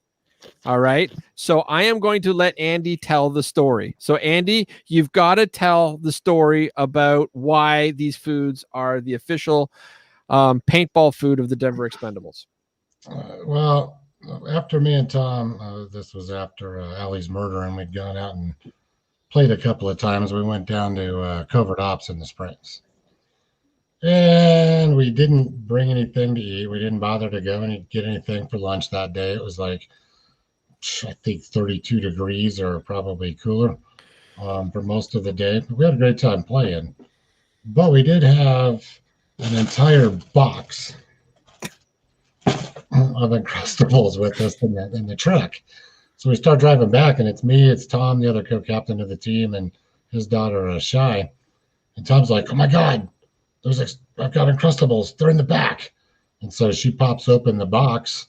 And keep in mind, it's only 65 miles from the field back to our houses. So it's not really a long drive. We managed to eat the whole entire box on the way back. Nice. Talking about what we were going to do to get a team going, and the whole thing with the domestic violence and all the stuff we were doing, just pulling those out of the wrappers and shoving them in our faces, going 85 down the highway. Yeah, it was a good time. And then so after that, you guys started carrying with him, and I believe somebody had one in a pocket. Yeah, so now generally, like every time we go out to play, every time I've got a box of Uncrustables with us, and if it's a big event or something, I'll go pick up 2 or 3. This is just the one left over from a couple weeks ago, so it'll be gone probably by Sunday when we get out there. But over the summer, the guys were taking them because they're cold and it's hot out. So because they're frozen, we keep them in the cooler that way. You just set them out for a few minutes in the heat, and they're ready to eat, right? Well, they were sticking them down inside their jerseys and shirts to take them out on the field. Because 1, they were cool. 2, you get hungry when you're in a bunker. So Tom's usually got 1 pod ish. Nice. But that, when it's 95, 100 degrees outside, starts to get a little sticky. But these bad boys keep you cool for a few minutes, and then you're ready to eat them while you're waiting on the team to move down the field. One of the guys started. Hold on, you got to hear this. Yeah. Keep going. I want to hear it. He's got a couple of them sitting like right here up inside of his jersey. Charges out of this bunker and takes a couple of rounds, and they just right off his chest. Keeps on going, gets done with the game. He's like, pulls it out, perfect paintball mark, right in there. Of course, it bounced. And he's like, opens it up and starts eating it. Like, saved my life. That's exactly what I was going to ask. If they like put them in their jerseys, would the balls bounce off? Yeah, we carry them for Yep. because it's a snack, keeps you going with energy, and it'll stop the occasional break, from getting you out of the game. So Uncrustables are the official snack food of the Expendables paintball team. Yes. Let's see if I can order them on Amazon. Yeah. You can't. Damn it. I already tried. Oh, don't worry. Go see Steve after the World Cup because we will go to the store and he will get 2 or 3 boxes of them and bring Yeah, them. but you see, I don't know how much I'm going to be able to fit. That's the problem. My Reds gear bag bit the biscuit when I went and lame. came back. Like, it just destroyed. So Well, I've got a smaller gear bag that I picked up at Value Village. I got it for like $20, but I mean, it's a big rolling bag, but it's not an actual paintball bag. But I think it's small enough that I'm not going to have to pay oversize anymore when I take it on the flight. pretty sure we can get 8 or 9 boxes of these into a Virtue high roller bag. Yeah, but I don't have a Virtue high roller bag. Yeah, but we'll go snag one from Aaron, and then we'll just start piling it full of Uncrustables. All right. Why not? So, Brad, I'm telling you, you got to roll with me. Apparently, like, it's not even for the paintball. I just got to roll with you for the good food. Right, I'll do Maybe the learn whining. a thing or two on the way there. You know what I mean? Like, I might learn something about tournament paintball. 2020 was supposed to be the year that I played tournament paintball, and then like the whole world ended. Yeah. Much, yeah. So There was so much that Andy and I were going to be doing this year, and it all just went.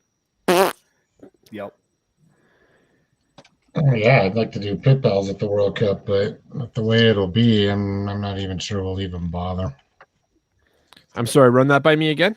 So I want to do pit balls down at the World Cup, but I'm still contemplating. I'm gonna have to talk to Tom and see if he's game. Right. I'm sure we can get some kids to come over. Yeah. For that, because paintball players don't seem to care about the whole COVID No. when you're out at the field. Nobody So- else has gotten sick. Bradley, you're giving the face like you don't know what Pit Pals is. One, I don't. 2, I'm getting messages on Facebook. Oh, fair enough. All right. Well, Pit Pals is okay. So the Alley Remembered Foundation is a nonprofit organization based in paintball. It's not strictly paintball, but it was paintball that started it. The Pit Pals program is. Oh, and by the way, Dan Colby of Immortal Air or Air America fame and Bud Orr, they're on the board of directors. Thank you. Can you tell I'm a professional? I don't remember words. Anyway, so it's based in paintball, and what the Pit Pals program is it's to bring kids. Originally, it was going to be survivors, but basically, it's just to help kids and bringing them to NXL and ICPL events and getting them to be pod carriers and pod helpers for pro teams. So awesome. if a kid's having a bad time, we get them on the field. Like as long as they're in the age bracket, obviously, Right. we get them on the field and we get them backstage. Like San Diego Destiny signed up to help out, and I know the OG Ironmen are, and Aaron's gonna smack me for getting what the Virtue team is. Seattle. Yeah, so Seattle team. But Virtue team. Virtue makes Bunker Kings, by the way. Yes. So, yeah. But in any case, we're going to be getting the kids backstage with a lot of the different pro teams and whatnot. And that way, kids just get to see an option, get to see something better, get a positive role model. And they always have the ability to reach out to the Alley Remembered Foundation. So if they're in a hard way, need guidance, need direction, that sort of thing, we just help any way we can. Yeah, it's basically set up where we'll bring 4 kids to each NXL ICPL event. They'll be pre-scheduled with one of the pro teams, but they'll arrive in the morning. They'll go to the Virtue booth. They'll receive a swag bag from all the various sponsors that support that GI and HK Army and Field One and GI Sports, and the list goes on and on and on. And then Dan with Immortal Air, who's on my board of directors, has a little HPA safety program that they'll get the information beforehand just to learn about tanks, how to fill, read labels, things like that. And they can do a little quick test and then go over to a fill station and show that they've learned everything, get a mortal air certification that they're HPA basically fill and safety certified. Once that pro team's match starts, they'll have a Pit Pals NXL ID that gets them past security. One of us or whoever I've got working as coaches will go with that kid, with that pro team for the matches for that day on Saturday. They can help fill pods, wipe players, retrieve pods off the field, everything that needs to be done during the matches. Then when they're done, then it's, they get the pictures, get the autograph sessions, things like that. But for the follow-up, these teams are also setting up where through our LAremembered.org site, we've got a member section that's closed off that unless you're obviously it's password protected and everything there, they'll all be put into there. So if they continue playing, because we're trying to get them that actually like playing the game first, they want to know something or they got a question, they can get in and ask those players from the teams, the ones that they did, or like my buddy Yosh might sign in and answer something for one question, and it might be somebody else the next time, but they can stay in touch with them through that private site. Then the whole program's being built, which COVID really put a kibosh to because Bud wanted to do this whole thing as, hey, this is all for kids. So we're literally building an entire program that's got scholastics stuff in it so they can write essays. That's cool. Pick winners where they'll win a free MacDev gun or something else. There's a whole thing on physical fitness because like when we were kids, we did the presidential thing back, in junior high and elementary school, at least here in the U.S. because you guys are all up in Canada. You probably know what I'm talking about, but sit-ups and push-ups and all these kind of crazy things. So I've got some personal trainers that are developing that part of it where they can test and do different things. And there's the paintball skills. There's the mentoring for having our teams go out. We've got chapter teams with the program. And like all the Destiny teams are coming on board to help with all that here too. Where we take kids out to the field, they can just learn, they can just play for fun, things like that. But learn social media skills. There's stuff with domestic violence, obviously, because that's what we're geared towards. But the whole program's there for just helping kids, 10 through basically 18, learn social skills and keep them involved in the sport. So they're signed up, they're a member, and they stay active. They get the sponsorship deals through all of our supporters with the foundation. So we can help them try to get stuff at a little better pricing, helping out the teams, and things like that. And then we take out kids just to go play. So if we've got some kids with a local domestic violence shelter, say in North Carolina, and I've got a chapter team there, they could take those kids out and we pay for them to go out and pay or play as part of the Pit Pals program. They don't have to be in it and an actual player, but we'll actually support them to go out and play for the day and try to get kids into wanting to play the sport as well. So it's an all-encompassing, huge program that's out there. Well, it will be out there since we get past this COVID crap, as I call it. But yeah, it's huge. Hopefully, we'll be rocking the thing full tilt. All right. Yeah, that's a lot. It's a lot to take in. It's a lot of good stuff, is what it is. Yeah. Also, Eli asks here, has anyone mentioned how Adrenaline has added in a MagFed class for the Ontario Classic, bridging new and old school MagFed mounds? Yes, please. Nope. Didn't even know it existed. Anybody know about that? Cool. So what's that about? So it's basically, there's not a whole lot to it. It's basically running the same rules as any tourney. I seen, I think it was an OPL announcement, that basically there's just a MagFed division being created. We're seeing competitive MagFed popping up actually quite a bit.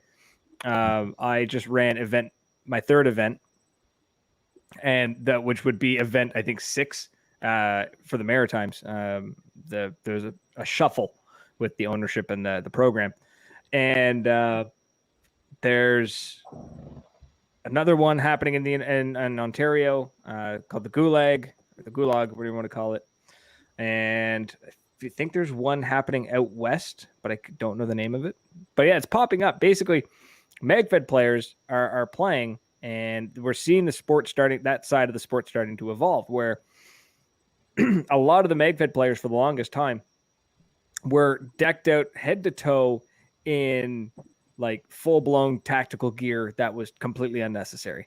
And now it's starting to evolve into, I'm seeing like speedballers running MG 100s with like battle belts. And they're playing fast as hell on these super niche markers. And it's creating this whole new side of the competition world where we're playing it's MagFed markers. But the funny thing is you see some of these teams come into MagFed stuff and they're playing a MagFed tournament like the ones that I host. And you see these teams that they're thinking a little too scenario style. So like whistle goes and they're like, like knees are bent, markers up, and it's very like tactical-ish. And they're getting slaughtered by the MagFed players who cut their teeth against speedball players. So they're playing tournament style. So like whistle goes and they're pushing for the 50, and they're slaughtering everyone, because at the end of the day, it doesn't matter what marker you've got in your hand. Aggression and smart plays wins the day. But yes. Yeah, it's very cool. We're seeing, I think I had 6 teams, which isn't huge, six 3-man teams. It's not huge, but it's also the Maritimes. There's not a lot of us here. But we had interest, like we had 2 or 3 teams from Ontario, Quebec, and New York City wanted to partake in our event, which they couldn't, unfortunately. But yeah, it's cool. I'm excited to see it. I'm pumped to see like the MagFed stuff finding a place. Yeah, that isn't just a lot more of it out here in Denver too, in the Colorado area too, which is exciting. Yeah, it's neat. It's a very different way of playing. I've met a couple of guys who played tournament ball their entire paintball career, and then they grab a MagFed marker and they're just like, this is weird.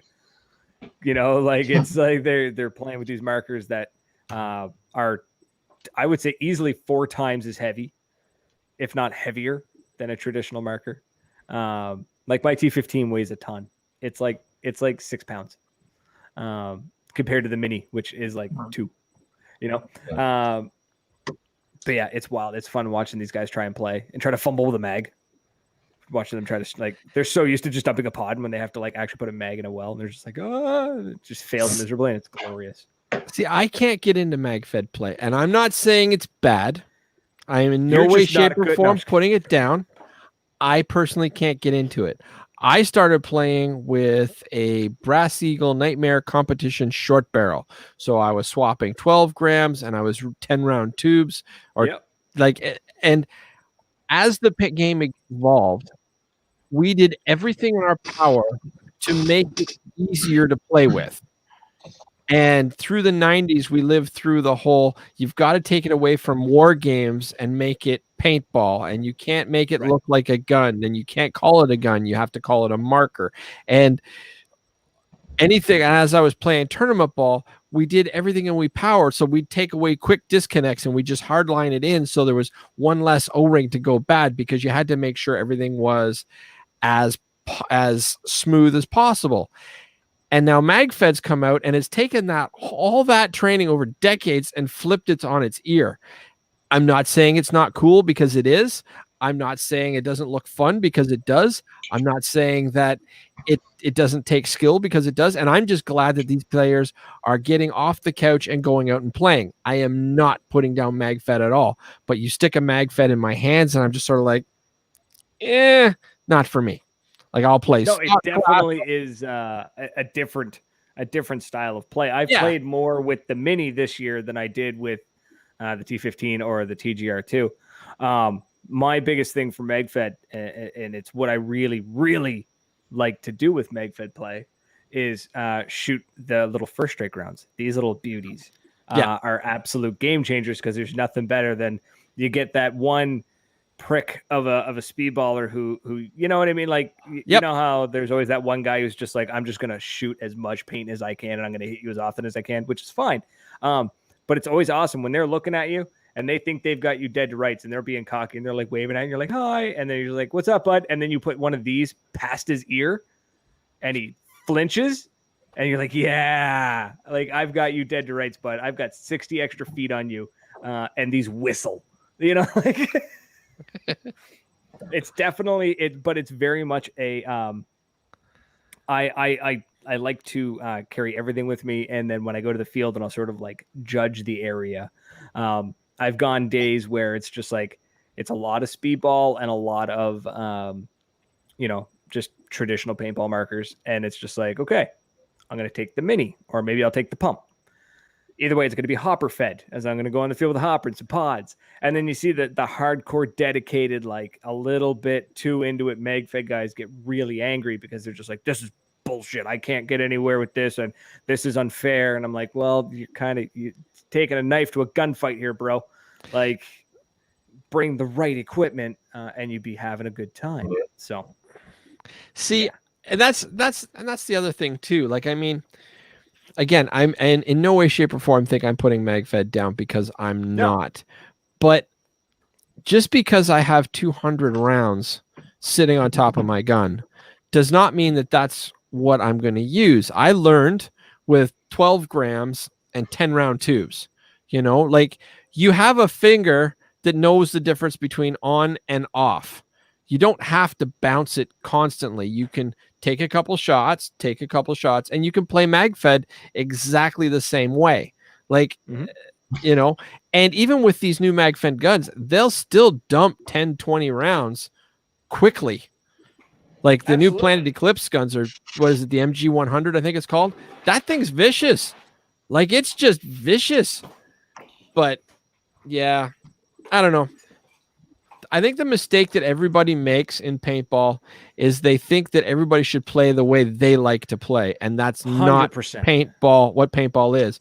People need to accept that everybody plays this game in their own way and in their own style. And it's just as good no matter how they play. You just got to be honorable about it. Yeah, absolutely. And if you really want to piss people off, go ahead, Jay. The way it is with everything in life, right? We've got this kind of crazy phenomenon where we like to label people and put people in boxes, and if you don't believe the way I believe, then you're wrong and you're a loser and then whatever. But right, and you're totally wrong, which is ridiculous. In the MagFed world, you've got dudes who run first strike only, and that's all they'll play with, and they run the MagFed stuff, and then you throw one of these into the mix, and people get real antsy. Like when a MagFed player walks onto the field with a 120 round box mag and a pod pack, are they MagFed anymore? Like, that starts a huge argument, and it's fun. This thing's fun as hell to shoot. It's basically a rip clip with a box wrapped around it. If it ain't broke, don't fix. But yeah, it's the game is evolving. It definitely is evolving, and I can't wait to see what else comes out. Like the fun gimmicky stuff that I have in my room right now is just beyond cool. Like, all the toys are coming out. This is the new favorite one, which I have to give back, is the revolver. Is that the new Vulcan? No, this is the Roscoe. Oh, okay. I think the Vulcan is very similar. The Vulcan is actually an Umarex. Oh, okay. Vulcan is rebranded, which I have one of those as well. But this stuff here is just fun. Like, I'm not going to win a game with this. I don't care. Am I going to feel like a badass? Am I going to feel like Dirty Harry on the field? You're goddamn right. I know you're not going to win a game. It only takes one ball to win. Doesn't matter what marker it came out of. Because it's 50 cal, and I'm terrible at getting that close. all I know is I got to get this. I got to get barrels so that I can size it down. There's something you don't see in the East Coast, where you don't see much in Canada, period. Wargame Products, Nellspot Ranger. Yeah. And it's in a various state of repair, guys. No, actually, this is in perfect shape. But the problem is I can't get paint that won't roll out the barrel. See, it's in various state of repair. Nope, it's not in various state of repair. All it needs is a little nail polish or some Scotch tape, but I don't want to do that. I want to actually make the barrel proper. So bore it out for freak inserts. I was going to say, yeah, get that thing bored out, slam a freak set, and boom, you're laughing. Laughing, man. So I got to bounce. I got to take All right. So well, let's call it because we've been at it for almost 2 hours. Yep. So thank you, Jay, for joining us, and Andy, always a pleasure, my friend. It's cool meeting you guys. Yeah. Pleasure. Awesome. Does anybody have anything to say before we part ways? Jay, I'll go with you first. No. Yeah, sure. I'll hit you up when we're done so I find out your secret. No, you won't. Even Andy doesn't know, and Andy's probably one of my best friends in paintball right now. Right now, we'll see what it is tomorrow. But you may not like me so much now. All right, Jay. Well, I'm going to remove you from the. Coming, Steve. You need your friend. So you'll know all about it at World Cup. All right. Talk to you later, Jay. And Andy, is there anything you want to pass along? No, if you're just in the Denver area, get out to Dynamic on October 17th to play. And if you can't, then hit up the other member page and make a donation that we will give to the autism event. We've got all those earmarked for this month going out to there, so you can support that way too. And hope to see you guys out there. Nice. And Dynamic is such a cool field. It's a solid bunker field. There's like no trees or anything. And normally I hate that. But the design and the layout of the place is just absolutely even amazing. More since our charity game. Oh, really? It continues to get even more wicked now. Awesome. Well, send me some pictures. Okay. Or I'll just bug Big Mike. So, all right. Talk to you later, Andy. Later. Dude, thank you so very much for saving my fake it till you make it episode.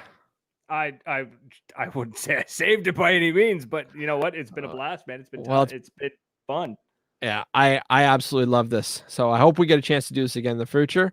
And yeah, I'll reach out to you very new. You got to bounce, you got stuff to do, but I'll reach out to you in the near future, and we'll make sure we get that automag to Sean, get it fixed up, and we'll get it sent out your way. I'm all tingly. Right? But this is an old school vintage.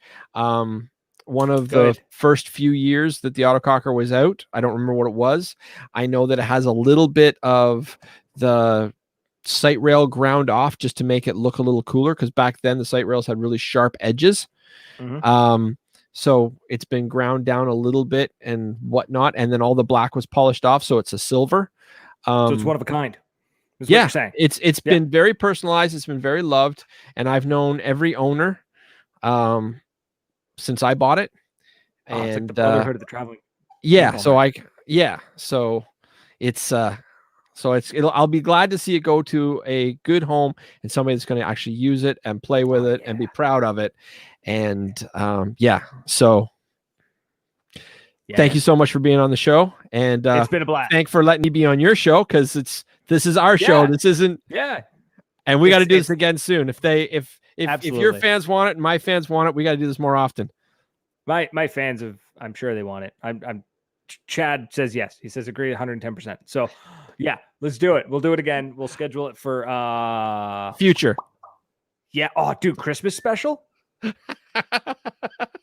Maybe we might do something like that. That'd be cool. Hey, we can do this. We can do this on random. We can do this on random Thursday nights too, just because we can or we want to. That's true. Call it the Canadian invasion or something. Oh, dude, yes, we'll do that. We should get Todd from Behind the Bunker on as well. Yeah, we can do that. We'll get like we'll get like the Ultimate Canadian Podcast. That's okay. That's what we'll do. We'll call it the Ultimate Canadian Podcast. Done. Fantastic. Anyway, right, you bounce. And do you have a catchphrase you'd like to say before you leave? Not at all. So we'll see you guys next week. All right. Play with passion, everybody. I'll talk to you later. Ciao. Cheers.